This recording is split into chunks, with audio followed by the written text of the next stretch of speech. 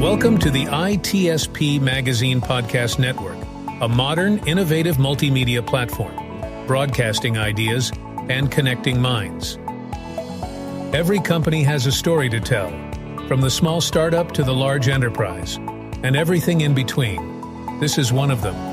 We hope you enjoy this brand story conversation.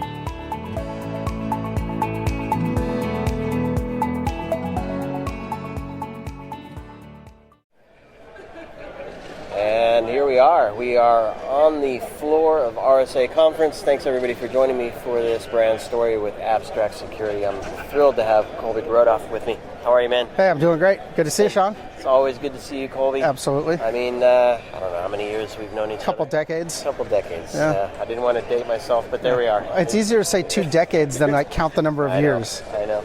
Let's just say we're both sitting in Loyalty Plus. Yes. A few days of RSA Conference. We've seen some things as well. This isn't about me. This is about you and the cool things you've been up to with Abstract Security, and it's a space that I love. So I'm thrilled to have this chat with you. And before we dig into the company and all the cool things you're doing there, give folks a sense of who Colby is, what you've been up to. Excellent. Sure. Well, hey everybody. Colby DeRodeff. I'm the CEO and co-founder of Abstract Security. Kind of started my career in cybersecurity back in 2001 at a company called ArcSight, and ArcSight was really kind of the first dominant SIEM player on the market, as that's when we met. And right. Kind of stayed there and watched the company grow from the year 2001 all the way through IPO and acquisition by HP. Exactly. Yeah. And lots happened in that. I'm sure you had grand visions for what that space would be, as did I, and I think we saw some innovations there. But what have you seen in the last few years where you think that's not going to really either meet the mark now or necessarily hold up as things move forward? Well, some things changed, right? So when we started building ArcSight, it was all about perimeter security, detection at the edge, insider threat, and then along came compliance. And compliance really changed the dynamic of SIEM, because all of a sudden you had regulation saying you had to collect data from all these different sources, and everybody, you have a hammer, everything looks like a nail. Right. So us vendors said, fantastic, we have a SIEM, put all the data in there. A few more connectors, we're set. Yeah, a few more connectors, you're all set. And so what happened is the volume of data increased so much that companies like Splunk came along and said, hey, forget doing analytics, forget doing detection, just collect this data, write it to disk super fast. And so that's when I say we kind of went into the data swamp era, which is like these mass data stores, not adding a lot of business value. And a whole nother category of companies came along onto the market, which is XDR. And that's really because a lack of capability within the SIEM. So entrepreneurs, myself included, went out and built XDR systems that sat on top of the SIEM, extracted data, did analytics, and then sent the data back to the SIEM because they weren't doing analytics. And so it's funny because I feel like I know some of the answers, but I want to hear them from you anyway. But so when you're talking to business folks, because security has found its way into the boardroom. Absolutely. Right? People want to know, are we protected against this thing? Are we weak here? Have we seen any signs of X, Y, and Z? Those answers have to come quick. They have to come with confidence. They have to be backed up by data. And so how do you see organizations struggling with that at this point? Oh, so a number of different things, right? I mean, getting answers quickly out of any system that's, indexing data all day, quick is not really a thing.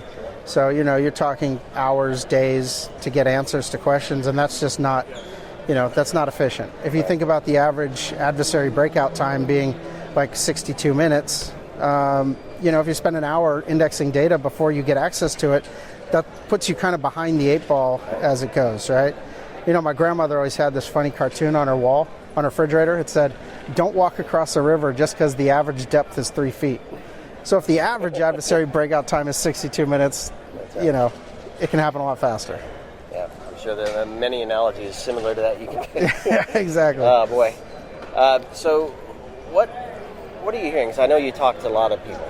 A lot of research, a lot of security analysts sitting in the SOC, business leaders trying to get a handle on this. What were they saying to you and what were you seeing that said we need to kind of shift things here a bit? Well, we need to stop modernizing the mistakes of the past. So there's a lot of solutions right now being touted as next-gen SIEM. Okay. A lot of these solutions are built on legacy technology that was originally built to compete with Splunk, right? Back in 2010, 2011, there were a lot of people going after Splunk back then. They're like, oh, we're going to build this faster version of Splunk. Well, these technologies ended up getting purchased, acquired by larger tech companies, and now they're being rebranded as next-gen SIEM, and ultimately they don't have the background on SIEM and the pitfalls and the landmines and all the lessons learned over the years. And so if you're starting at that right now, you're going to fundamentally fall into the same pitfalls that have happened to folks years and years ago, right? And at scale. At scale, yeah, just at a much larger scale. And so, you see this approach of like, let's just take a data lake, stick it in the cloud, put a dashboard in front of it and call it a next-gen SIEM. Fundamentally, that just doesn't work. Do CISOs, again, I'm sorry to the CISO crowd for this one instance where I had a conversation with the CISO at a CISO meetup, where I said, I believe security is due for a transformation. All the rest of the business has been in transformation. And this particular person said, well, we have transformed security. We've moved a lot of it to the cloud. And I'm like, that's not exactly what I was thinking. Right. So I want your perspective. How do CISOs view this problem? Is that the answer, where they're not maintaining systems and they're just moving stuff to the cloud? Did they think that's the answer? I think that answers an immediate transformation problem, because as you are migrating everything to the cloud, all of a sudden there's this whole new data set that analysts fundamentally are learning still because it's complicated. There's an environment from a resource perspective that folks are learning still. And I mean, you talk to a number of different people and, the varying levels of cloud security expertise, right? And so I think some of that is like, there's got to be a quick answer. We're being forced to migrate everything to the cloud. What is my quick solution for that? But now we're going to be at a point where organizations that have put like kind of stopgap solutions in place to get them on their cloud journey are now going to have to sit back, reevaluate and say, okay, what does my next 10 years look like? Because it's probably not the solutions that they chose as a quick stopgap to either get off of Splunk or migrate to the cloud or whatever the case may be, right? Okay. So you started Abstract Security. Mm-hmm. Congratulations, by the way. Thank you. That was announced today. Yep. And big news. So tell us what was the catalyst? I mean, I know you're a thinker, you're a doer. I've seen you grow and create some amazing things. It takes something to change from this is a great idea to let's go for it. What was that catalyst? Maybe I have a screw loose. Could be. I don't know. But I think we all do. We all must. If we're in cybersecurity, we probably have a screw loose. But, I think actually it was kind of a culmination of the last couple companies that I've been involved with. And, at Veridin, the last company I was at before the acquisition by FireEye and ultimately Google, we're doing controls validation. Right. So we'd go into customers' environments and run live fire attacks in their environment, and we would try to see how their controls respond. So prior to running those attacks, we'd ask the customer, like, hey, how's your coverage for like privilege escalation? And we have all these rules, like tons, and we'll detect it, no problem. So we'd run privilege escalation, exploits in their environment, and we'd go back into their SIEM of choice, whichever one it was, and there were no alerts. And I said, that's weird, you have all these rules though. And then they dig into the rules and those are looking for PowerShell logs. Well, we don't actually log PowerShell. So there was no way these rules were ever going to fire. They're totally ineffective. They had them, but they weren't effective because they didn't have the data that drives them.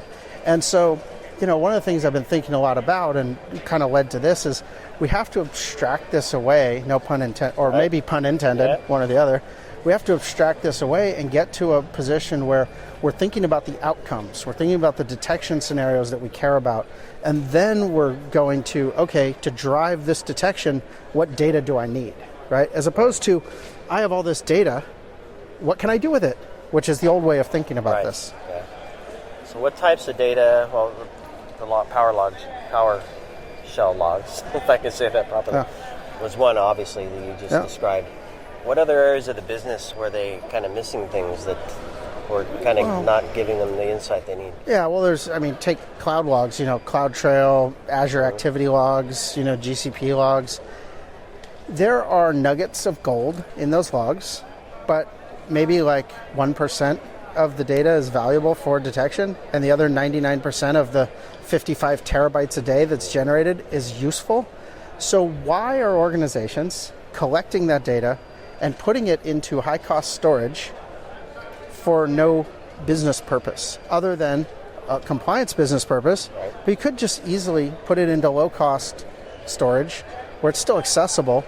You don't need it to drive your detection scenario. So that's one of the things we're doing at Abstract, is actually bifurcating the data stream and splitting out security and compliance. Put the compliance data into low-cost, long-term storage.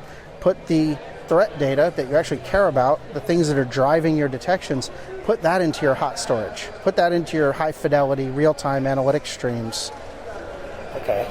And so does this then change the way that they interact with the rest of the organization in terms of getting access to data and it does, because I think it drives better behavior in the data collection. I feel bad for the DevOps folks who are constantly being asked by the security team, hey, can I have all the Kubernetes logs? Well, which ones? Well, I don't know, all of them. Right. And it's like, do you know what all of them actually means? And then they back up a dump truck filled with logs, and they're like, here you go, what are you going to do with it? It's been sitting in this S3 bucket for months now, you haven't touched it. Well, of course you haven't touched it, because it's like 3 petabytes of data that no human's ever going to look through. Right. And it's just not effective from a cost perspective to actually process all that. So what do you do with the SecOps team with that? What do you do with it? Well, you have to determine, again, back to the outcomes, right? So figure out what are the detection scenarios that you actually care about, right? And then figure out what data you need to drive those detection scenarios. Fork that data, put the rest in low-cost storage, and keep the stuff that matters. And I presume that's where you help. That is where we are. A lot of teams are going, yeah, it sounds good. Sounds good. Now what? Yeah, exactly. Well, now try Abstract and, get abstracted. And so what's that process look like? Well, a lot of folks know how to get a hold of me. Yep. For the ones that don't, we have our website at abstract.security, https://abstract.security. Yep. And, check us out there. There's, learn more info page there. We'll be at RSA all week. Find me on LinkedIn. Yep. I'm all over the place. Yeah, so you're very accessible as well. Yeah, absolutely. And always happy to chat about this kind of stuff. I love it. I know. Me too. I'm glad for that. What's I want to speak to the CISOs now. Mm-hmm. So what are some signs that they might see in their current processes that can flag them to say, you really should be looking at this differently? Are there network signals, risk signals, I don't know, team burnout signals? What are some things that are coming across as you're talking to CISOs that you're seeing as signals for them? Yeah, one I think is just purely a budget thing, right? Paying significant tax to store data in a cloud provider, and you're not getting any value out of it. So if there's nothing tangible coming out of your log aggregation /SIM solution, that's a sure sign. And I'm sure these things come with a hefty price tag. So all right, so they're wasting money. What about not getting operational value out of the SIM, especially when it comes how to. How do you know that? I'm putting you on the spot because I think this is important, because it might seem fine, right? They're detecting, they're responding, they're focused on bringing the XTTDs and Rs down, right? That's how they're measured.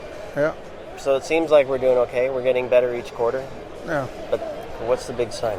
I think it's the kind of one big sign would be cloud visibility gaps. So cloud is a complex beast, right? There's lots of applications, lots of accounts. Getting good visibility across that is tough. And so I think from a CISO's perspective, they definitely know whether they have a level of comfort with what's going on in the cloud or not, as they've been on this transformation journey. So I think that would be a sure sign that if I couldn't sleep at night because I'm worried about what's going on in my cloud environments, definitely a sign. So an honest question to themselves, their confidence level and comfort of absolutely. level of visibility. Okay. Absolutely. Perfect. What's I know you've been talking to some customers here. What's some of the feedback you've received thus far? UI looks fantastic. Yeah? Ready to rock and roll. I think we were just demoing to a customer earlier today, and we're showing them kind of our detection effectiveness process, which is basically like a workflow within our platform that allows the user to kind of scope out what are their detection outcomes and then what data sources they need to drive those. Because the conversation, like I said earlier, has always been, what are all the data sources you have? Great, let's spend the next 3 years going around your enterprise collecting all those logs. Because all of them are hard to do because it's all change control and everything else, the process. So if you can actually prioritize the logs that you're going to collect and the data that you need based on your detection outcome desires, then it changes the conversation, it changes the dynamic. And so one of the CISOs I was chatting with was like, why didn't you start with this? I was going through a bunch of other features in the product and stuff, and he goes, no, this is the part that matters. Okay. And so, we definitely, on the next meeting, honed in on that a little quicker. And, so it's been good. Getting a lot of good feedback. I think, it's a novel approach based on kind of old school thinking, I guess. Right. So it's pretty fun. Yeah. Change the mindset a bit. Yeah. Last question before we wrap. How do you fit into the existing tech stack? Do you sit alongside, sit on top, trying to figure out how existing teams kind of embrace you and make the most of what you offer? So it's, we have a pretty easy adoption path, right? So our platform's modular. We have 3 modules. One is pipelines. That's usually where customers will start. Okay. And pipelines means we're collecting data from the sources.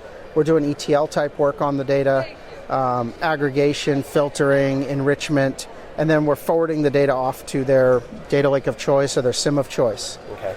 The next thing they can do is easily add our analytics. No rip and replace of that. No rip and replace. We're just kind of sitting in front of existing solutions side by side. Then they could add our analytics module, which basically allows them to start doing detection scenarios in our product. But then we're forwarding the data and the alerts from our detection output to their SIM of choice again. And then the third module is like, okay, I'm done with all this other stuff. I'm going to turn on the data lake component. And basically now we are the long-term and short-term data storage solution as well. Got it. Okay. I love that path. It's an easy path. Very, very straightforward. Yep. And we don't charge by the gigabyte. We're not doing that. So it's a different model, different times. I know all the customers I've talked to hate the gigabyte per day pricing. So we're just doing things different. Wasting money there. They're already wasting money there. We're doing things different. So I love it. Yep. Well, Colby, I'm excited for you, and sounds like a great solution to the problem that many probably know they have and haven't figured out how to get ahead of it. Right. Exactly. Exactly. All right. Well, thanks for joining me here. Yeah. And have a fantastic week at the conference. Absolutely. You as well. Tremendous luck with the launch. Absolutely. And this is just day 0, right? Day 0. You're on to a good start here.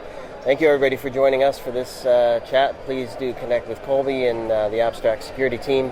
And, of course, stay tuned. Lots more coming to you here from RSA Conference. Thank you. Cheers.